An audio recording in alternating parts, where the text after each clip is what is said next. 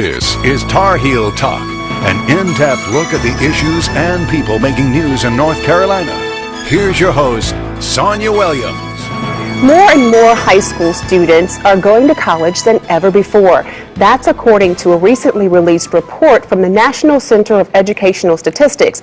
But getting to college and paying for it takes years of planning and preparation, both academically and when it comes to finding grants and scholarships. On today's show, our experts will tell students and parents everything they need to know to be ready for the college search. They are Sheba Lowe Beverly, CEO of A+ Test Prep, and Rhonda Manns, a college admissions consultant with A to Z College Planning. Welcome to Tarheel Talk. Thank you so much for having us. Thank you very much. Now, it's great that more and more students are going to college, but of course we all know with more students going to college, it also equals more competition to get into college. With that being said, how soon should students start preparing for college? Well, it's never too early. You never hear anybody say, oh, I planned too much, I started too early. You know, it really begins the minute a child's foot hits the doorsteps of the school. You want to start early with encouraging a love of reading, a curiosity for learning, and those are the academics that will develop later on. Rhonda? Yes, and you know, planning for college, it's a process, and the sooner that the families start the process, the more options they're going to have in the 12th grade year. So at the least, you know, 9th grade, they need to start planning, laying out the course selection, start looking at the schools that they're interested in attending. So. Okay. So when you talk about the courses, now I have a high schooler and we have this battle all the time about the importance of taking honors and AP courses. How important is it to take those high-level courses in high school? You know, it's really important if your school is offering them.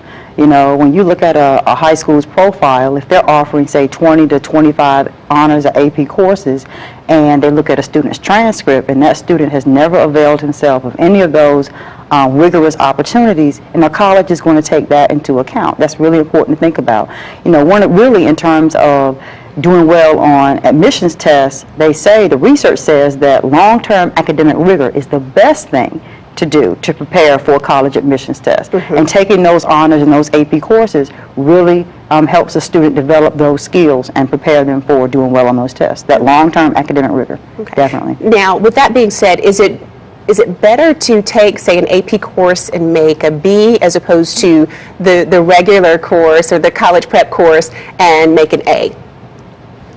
Well, colleges would prefer to see A's in all courses, regardless if it's an AP on honors. But in general, they would prefer to see that a student takes an AP class and make a B versus taking an easier class and making an A, because what that is showing to the college is that student is willing to challenge him or herself academically, and that's what they're looking for. Okay, and that's something, like I said, I have a high schooler, and we constantly battle with that, and I think it's important for parents and students to know that how colleges view the course load. But at what point, Rhonda, do we need a college planner, a professional to step in and help?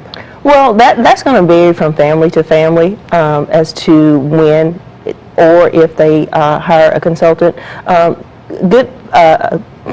For families that are looking at maybe a non-traditional student, or maybe the family that has the student that needs a little bit of more individual attention, more guidance one-on-one, and also sometimes families that are a little bit confused about the process, or the parents is wanting the student to go to one college and the student is wanting to go to another college. A lot of times those families will seek out consultants. Okay. Now let's talk about what you need to do, another step you need to take, a major step you need to take before you can enter college, and that is taking either the ACT or the SAT. Sheba, tell us a little bit about the difference between those two tests. Well, the big difference is that the ACT has a science component that the SAT does not. The SAT is 1/3 reading, 1/3 math, 1/3 writing. The ACT is 1/4 reading, 1/4 writing, 1/4 math, 1/4 science, and then there's also an optional writing component that most colleges and universities require. The thing I tell students to think about is this: think about where your natural abilities and what you like to do. Think about whether you really enjoy science and math and whether you excel in those courses. thinking about it in terms of numbers, ACT is one half reading and one half writing, one half math, okay? And science. The SAT is 2/3 reading and writing. So a student who enjoys science, tends to do pretty well in science and math, may see the ACT as kind of giving them a fairer shot, so to speak, particularly if they feel that reading and writing are not their strengths. Okay. Now, do colleges accept both, or do you have to take one or the other depending on where you want to go to school? They do. All colleges and universities take both. And many students, sometimes they think, well, oh, I'll take the ACT because the writing is optional. But most colleges and universities require that optional writing test on the ACT. They do require it. Okay. And in terms of college consulting, when you talk to families about the ACT and SAT, how early do you recommend that students start taking it? Well, you know, as 10th graders, they're going to take the plan test, and as 10th graders, depending on their math level, they could also take the PSAT.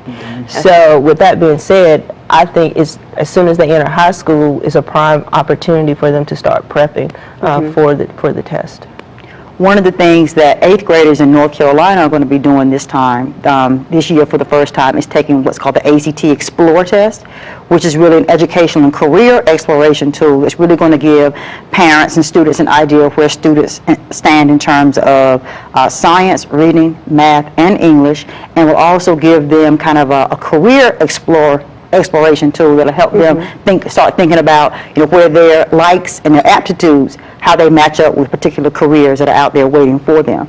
So really, 8th grade is not too early. It's really, really not too early. Oh no, ma'am, it's not too early. The Explore test will give them a great window into, you know, what lies down the road in terms of college testing.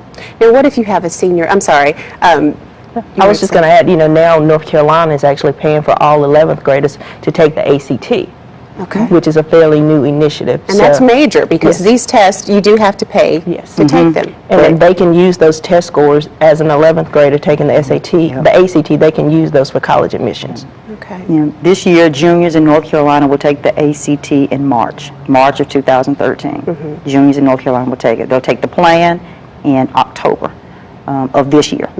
And so both of those. The plan is kind of a preliminary ACT, so it's also will give the students kind of a peek into, you know, where they stand in terms of college admissions tests down the road. And I'm sure there may be some parents watching today, or some students saying, oh my gosh, have a senior, and they have not taken any of these standardized tests. What should they do? Besides pray. Make it a #1 priority.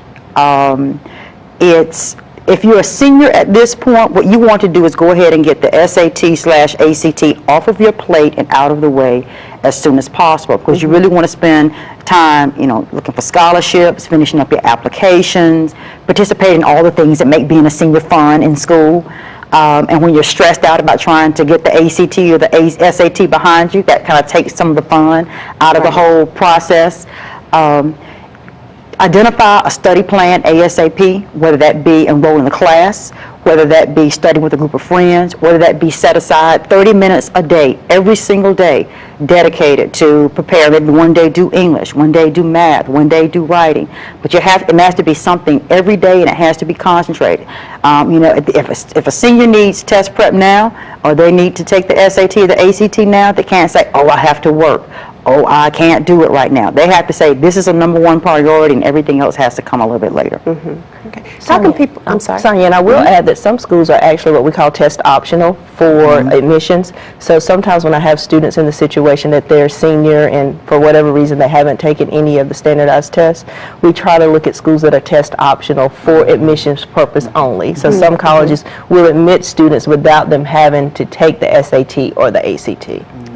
That's good to know. But if they want to compete for scholarships, they have to. They have to take it. Okay, well, that's what I want to talk about after the break. But before we go to break, I want you to tell viewers how they can find out more information about your organization. Our website, aplushigherscores.com. We have information there, all testimonials about students who've taken our classes. We've had students to do increases of up to 300 points on the test, and all across the board in all 3 areas.